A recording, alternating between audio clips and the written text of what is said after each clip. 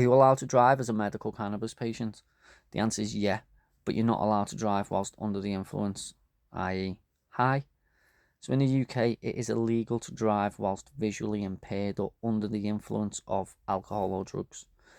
But we have thousands of people who are prescribed medication who operate their vehicles every day. I mean, just look at the Motability scheme.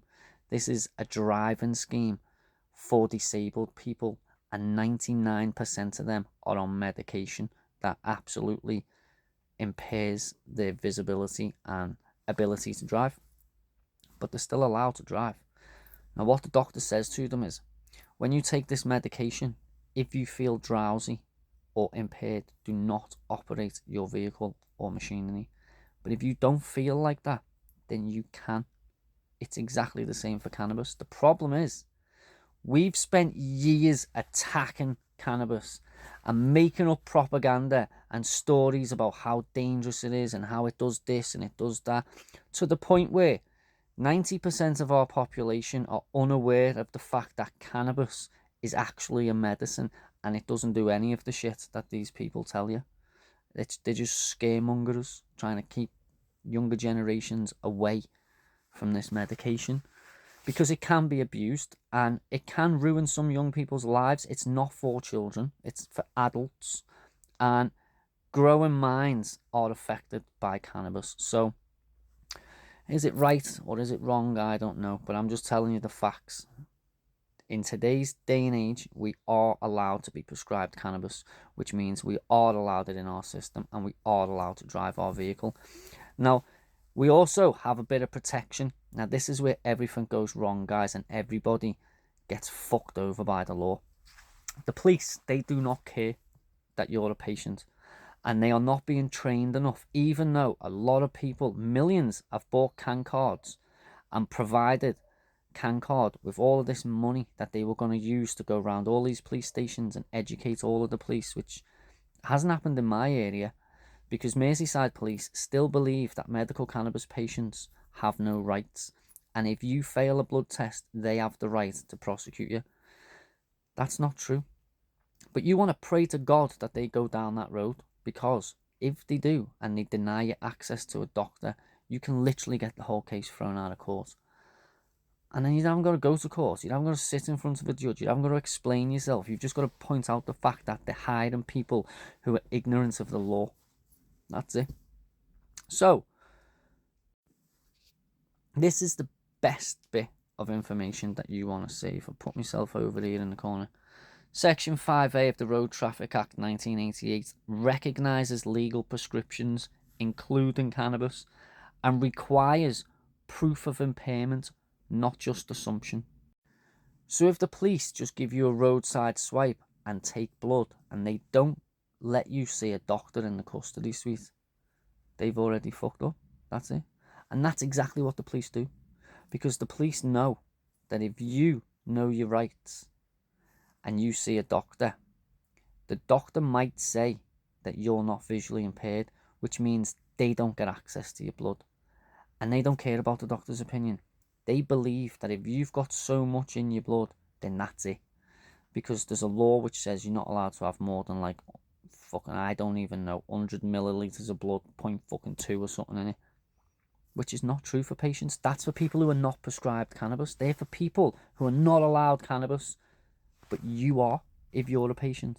So you don't fall under them rules. You've got other rules. And you're protected by section, what was it? Section 5A. And you're also protected by the Discrimination Act. Now, they completely disrespect. Disregard is the word. They completely disregard all that. And they just fire you through the system, like they used to. And that's not good for patients, because that means we're all being failed by the system and abused.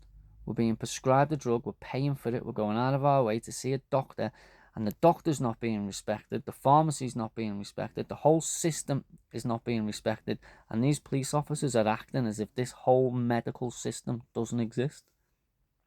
The problem most people have is they don't fight their own corner. When they get to the court, They stand there and they just freeze and they don't say, hang on a minute, I'm a medically prescribed patient and there was no visual impairment test done whatsoever. Like, you require proof of impairment as a patient. Why is that not being provided? And why was I denied access to even defend myself? And the clerk of the court will ask, did you let him see a doctor? And he'll say no, and he'll say, throw the case out. That's it. You fucked up. You've ruined the whole case. But if you don't say that, you'll lose your license in 12 months. Because it's not down to the clerk to defend you in court. It's not down to the judge to make your case for you. It's down to you. And you as an individual have to stand up for yourself and say, hang on, I wasn't impaired and there was no impairment test. Therefore, I am allowed to drive and I haven't broken the law, and this is a miscarriage of justice and I'm being abused here. I said that and I got mine thrown out twice. But if you don't say that, they'll take your license off you. They'll just ban you because they've got everything they need to ban you and you haven't fought your case. And I'll guarantee 99% of solicitors out there won't fight your case. They don't know what your rights are. Everybody is ignorant to this whole situation. And what winds me up is the whole reason CanCard was ever brought into existence was to stop all this. CanCard was supposed to be there so that patients could buy a card and put money into a pot, and Carly Barton was supposed to use that money to go around all of the police stations and provide education to the police on behalf of patients. Seems they did it a little bit and then completely gave up on the whole idea, took all of the fucking money and got off, in my opinion. I'm not really sure what's happened with it. I've seen CanCard messaging me trying to renew. You do not need a CanCard, guys. CanCards do not make you legal. And I'll be quite honest, the way things are going right now, I think within the next 12 months, CanCard will just be gone. And most medical clinics will provide you with your own, because I've seen quite a few giving them out already. So I can only assume other clinics are going to try and provide you with like monthly ID to proof of prescription. You don't need it, but the police know CanCard exists. So because they're so uneducated, our police officers, they don't understand what's going on. It's an absolute shit show. And if you're a patient and you've been stopped by the police, you will know the whole situation is an absolute shit show. And most patients are failed by the system, which is, it's fucking ridiculous. Everyone who's been charged with medical cannabis should have their cases thrown out, unless, you know, they've been doing anything illegal, obviously, but 90% of them are not. There is still people driving around high, and there is still people who are not patients driving around high. So pointing the finger saying, oh, well, no, isn't really going to help. You know, there is people out there in every walk of life who is a dickhead. There's dickheads every single place you go. Just let the law deal with them. But for you, the law-abiding citizen who's done everything you can to stay above the fucking law and do as you're told and pay a fortune to become a patient, you have rights and you better fight for them.